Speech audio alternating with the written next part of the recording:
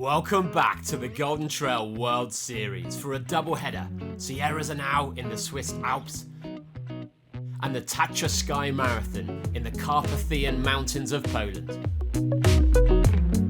The Golden Trail Series consists of 8 stage races and a final, each testing the world's best trail runners across different terrains, distances, elevation and conditions to crown an overall world champion. At the Kobe Trail in Japan, Switzerland's Maud Mathis and Kenya's Patrick Kipngeno both came from behind to claim victory. At China's Four Sisters Mountain Trail, Patrick made it 2 from 2, with compatriot Joyce Najiru seizing the lead on the first climb and never looked like being caught. At the Zagama Ascori Marathon in the Basque region of Spain, Kilian Jornet showed why he's 10 times winner, leading from start to finish, with Norway's Sylvia Nordskar claiming her first victory, combining some strong climbing with fluid descending.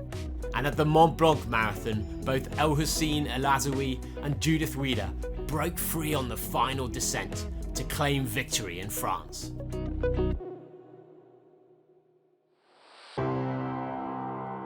But you join us today in the southwest of Switzerland, in the Alps of Sierre. Well, Sierre Zinal is the race that started really the big movement of mountain running and trail running. All the best athletes of each generation has been racing here, so it's kind of the race that built a big part of this sport. I start to feel how I changed my life after last year, because from this race was start a new life. Here I was 27 and then I start to compete in Golden Series. To win it, you have to run under 2 hours 27. If you see the results of the past, guys were winning it in 2 hours 35. So now it's like 10 minutes less than 12 years ago. Very, very proud to see that running with international runners, top runners, strong runners. Remy, Patrick, myself, and probably some others, we are at a level to go under record time. But then, if it's very, very warm and we start too fast, it can be some explosions, and there is where the race will be decided. It's really hard to keep pushing through if I'm not performing well for the overall in mind. But right now, it's like a lot is riding on this race in Poland. If I do well, then I go to the US, and if not, maybe I have to give up the overall. Today's course immediately starts climbing, entering the woods on single-track trails. Serious climbing done by Chandelin allows the speedsters to take charge before descending from Hotel Weisshorn into our finish in Zinal. The 1,400 meters ascent to Chandelin feels endless, and on the shallower trails, it's easy to forget there's still 800 meters of climbing and the midday sun to contend with. It's then an 800 meter drop to our finish, but if you've pushed too hard across the top, you're likely to be caught in that final 10K. Our athletes to watch. 9 times winner, Spain's Kilian Jornet returns in peak fitness. Can he break his own record? Winner of last year's final, Romania's Madalina Faria, led last year for 20k, but this year it's even hotter. Has her fueling improved? Remy Bonnet, he's won everything except Sierre Zinal, his home race. He'll need to build an early lead on the long climb to hold off the second half attacks. American Sophia Lauchley, last year's series champion and Sierre Zinal winner. She's the best climber if she's overcome her early season injuries. Second last year, Kenyan Patrick Kipngeno has already won twice this season, and as the uphill world champion is likely to attack first. Can he create a winning lead? Scottish mountain runner Scout Adkin hasn't run here before, but she's a powerful climber, coming second in the Euro uphill champs. Does she have the legs for 31k? Last year's winner, Kenyan Philemon Kariego.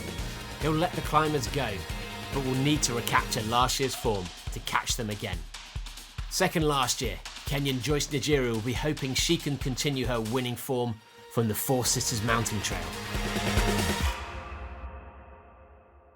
Morning. What's up? These are my champagne shoes from last year, so. Oh, great. One at the top and 2 at the bottom.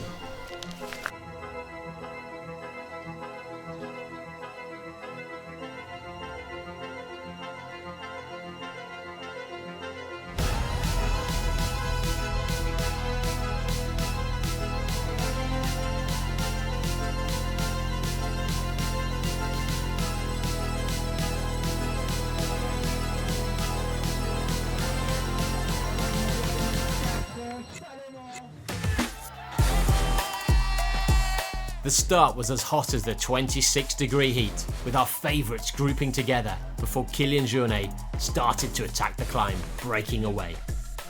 I wanted to start fast, like 90% in the uphill to keep a bit from the heat, but keep it fast so it can be some explosions behind. The chasing pack of Remy Bonnet, Patrick Kipangeno and Philemon Kariego were joined by their run-together teammate, Josephat Kiprotich. It was difficult to me, but I give up myself that I'm a Kenyan. I maintained my pace. The combined start provided camouflage, allowing debutantes Kenyan Joylene Chipangino and Scotland's Scout Adkin to take to the front. I saw Phil Harris and Joyce in front of me, so I say I can follow them. And they were very slow, and then I go with the men's. Being such a busy sort of chaotic start, it was slightly hard to tell where I even was position-wise. Joyce and Giroux and Madalena Fleury not far behind, the congestion making it hard to overtake.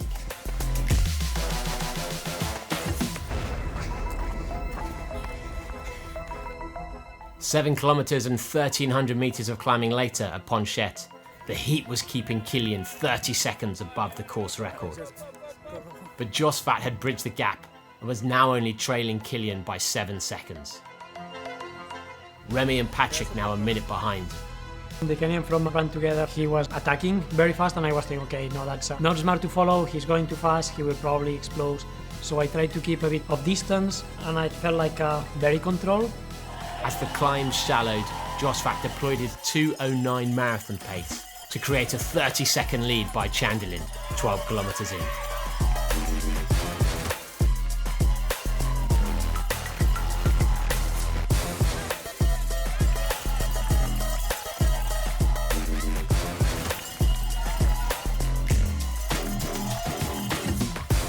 At Ponchette, Joylene had a 50-second lead over Scout, who had a similar lead over Joyce and Madalena, both working together on the climb.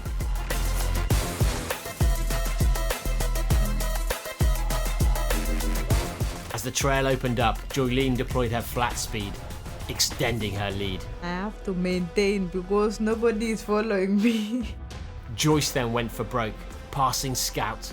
I thought maybe that was it at that flat part. Probably a load of other women might start coming past me, but I knew with a bit more climbing I could catch her again. The race was turning up the heat and the athletes struggling to stay cool.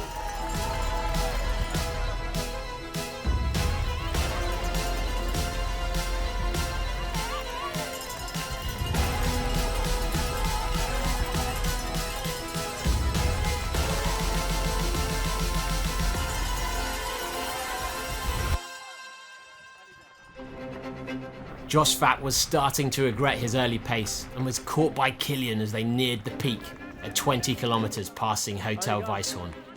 When I passed him, I was like pretty confident for the victory, but then when I left the aid station, I started to feel some cramps in my calves and I was like, oh, that's going to be very, very long to the finish.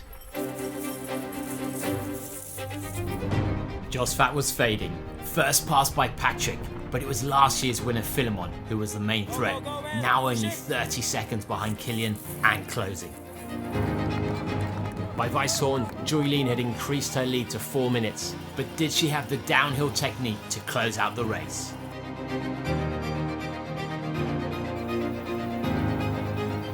With Joyce now a distant memory, Scout was comfortable in second, flowing through, unaware that Madalena was now up to third place. It's amazing, was wake me up for a few moments.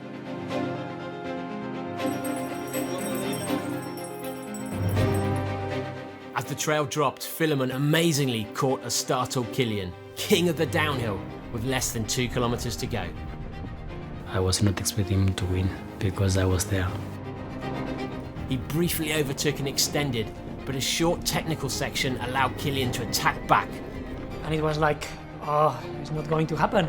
But then it was like, no, come on, all or nothing. As he entered the town, the cheers of the crowd covered the footsteps of a charging Philemon, and Kilian was pushed all the way to the line, winning in 2:25.34, breaking his own course record by just 1 second, only 4 seconds ahead of Philemon. Both incredible times given the heat. Patrick Kipingeno wasn't far behind in 2:26.59, followed by the impressive debut of Josvat Kiprotich in 4th and 5th place Roberto De Lorenzi.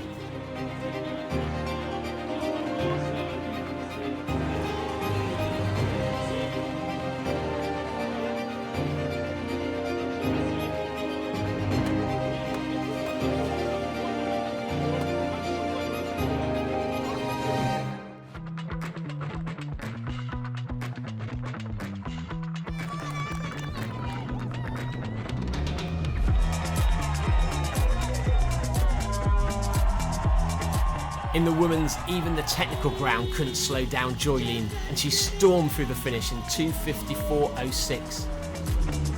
If I was knowing the course record was 2:48, I will be using the watch. Astonishing given that this was her first ever trail race, having lost 30 kilograms in weight over the past 2 years to return to running. Scout comfortably held on for second, her first ever Golden Trail finish in a time of 3:02.21.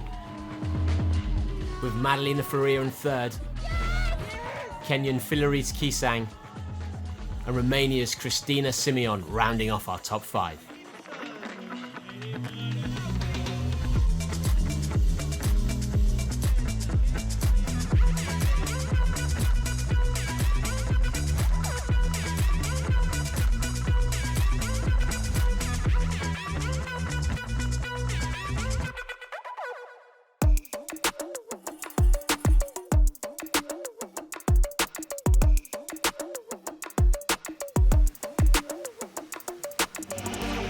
Still to come, the Tatra Sky Marathon, where all hell breaks loose.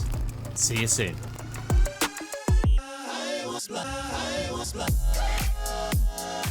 We're back with the Golden Trail Series. Our athletes have just raced Sierre Zinal and are now on a road trip, taking in some sights on their way to the Tatra Sky Marathon.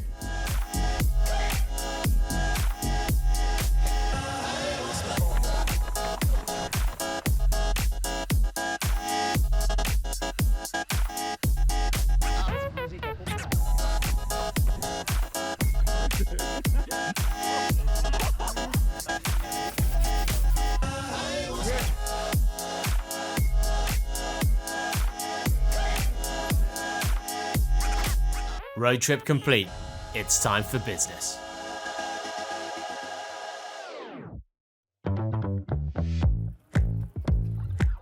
So first, welcome in Poland. For me, it's a big moment because we are waiting 7 years to have a race in Golden Trail World Series in Poland. I'm excited. I'm excited to see what happens. I think that there are a lot of people who could win this race. 5 days before Tatra, I twisted my ankle. If you run in the downhill, technical, yeah, you have pain. I give my best for podium. I would say Elausin is the favorite. With the races that he did until now, I would say he's the favorite. If he's not feeling so well, so I'm the favorite for the race. I think if they go in a group at the beginning, someone will go too fast because they aren't equally fast, all of them. So it's a really good race to blow up. I did the loop 2 times, and this race downhill is very difficult. I will push myself on the flat part. I'm happy because this year the Golden Trail come in Poland. For me and Bart, it's the important race. I think it's gonna be amazing race with people who will be cheering. Tatra Trail winds its way through the valley through an exceptionally fast 11k of near-flat running before cutting up the mount with some awkward-sized steps, following the ridge to the sharp climb to our peak. A downhill of shale, roots and rock follows, finishing with a 6k sprint. It's likely the flat trail will tempt some runners to start too quickly, but the sharp 1400 meter climb and descent, which includes a brutal 600 meter drop in only 2k, will be punishing. Local boy Bart Prodziewski nearly pipped El Hossein and Zagama. His intimate course knowledge and the crowd could make the difference in this rematch. Romania's Madalina Faria is yet to deliver the form she showed to win last year's final, but the shorter race should suit her.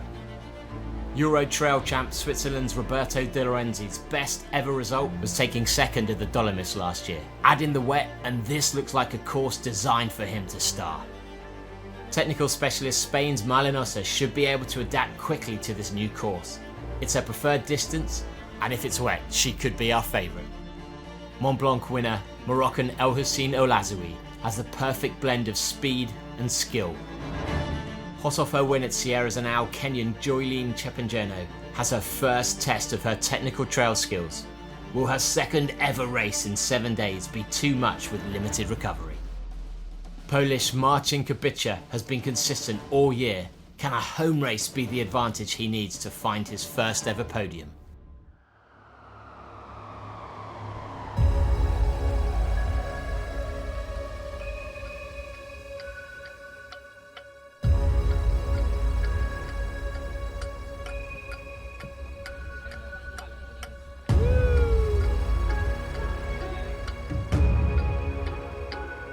As the women neared the start, the rain arrived, changing race strategies with every drop.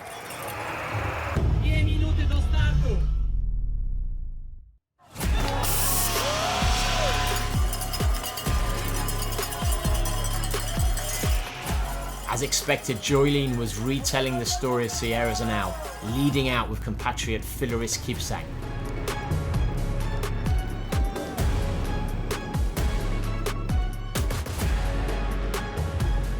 The shorter distance race allowed athletes including Madalina Faria, Naomi Lang and Anna Gibson to commit earlier, and the chasing pack was never too far behind.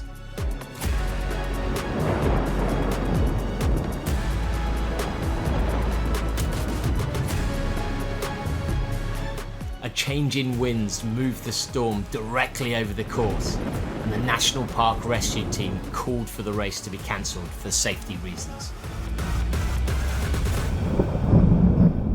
We hoped it will work out, but storm came much earlier than we thought. It was like the hardest downpour I've ever seen a few minutes before that, so it was like pretty insane conditions to be running in. The decision has been taken by the rescue team of the national park to stop any people to go in the mountain and to ask all the people in the mountain to go down.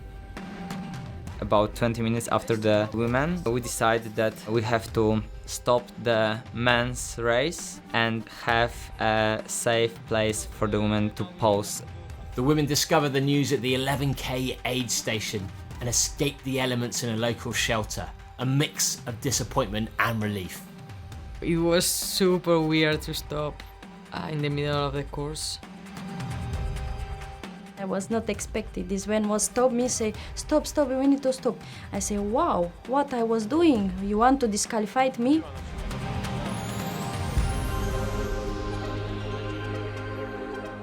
Probably will be another storm in a few hours, so around 10 will be the decision if race will be cancelled today.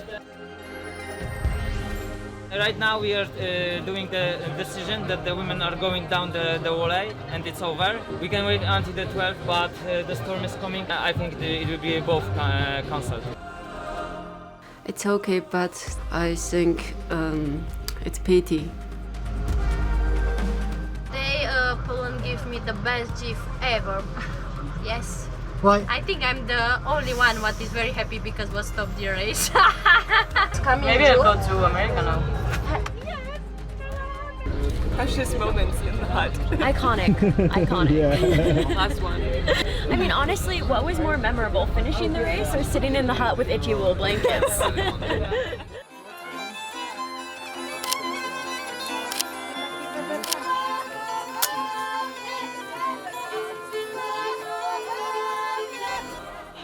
It was a road race. Yeah. We missed the cool part. It was lightning at the start, so it sucks, but it's the right decision. I'd rather not be zapped by lightning on top of a mountain, so it is what it is. I knew that we make a good decision. We started the race, so we tried, but at the last reasonable moment where athletes were still in safe part of the trail where they could hide in the hut, we had to call it off. The race cancellation meant that many of the athletes could no longer achieve the 4 finishes required to qualify for our final. With this race cancelled here in Poland, we took the decision to have the 3 best results out of 7, plus the final for the overall ranking. Now, some athletes want to come back. In the USA, everyone wants to say, okay, it's the 3 best results, I can still do it. And the level will be totally crazy. I think it will be like the final. The changes in the rules have completely upended our leaderboard. Let's see what it's done to our top 10. With 2 victories and a 3rd place, Patrick Ibigeno now leads our men's field. Roberto De Laurenti climbing 1 place to 3rd, with Kylian Jornet and Alex Garcia both joining our top 10. The big casualty of the rule changes in the women's is Lara Rosa, dropping from 1st to 7th, with Maud Mathis returning to the top. Having now finished 3 races, Joyce Najiru jumps to 3rd, both Caitlin Fielder and Madeleine Ferrier entering the top 10. Next up, Golden Trail is heading stateside for the flowing trails of the Headlands 27k and the Mammoth Lakes 26k. It's their last opportunity to qualify for our final, so all the big names are set to feature, along with a few new ones, looking to upset the odds. See you there.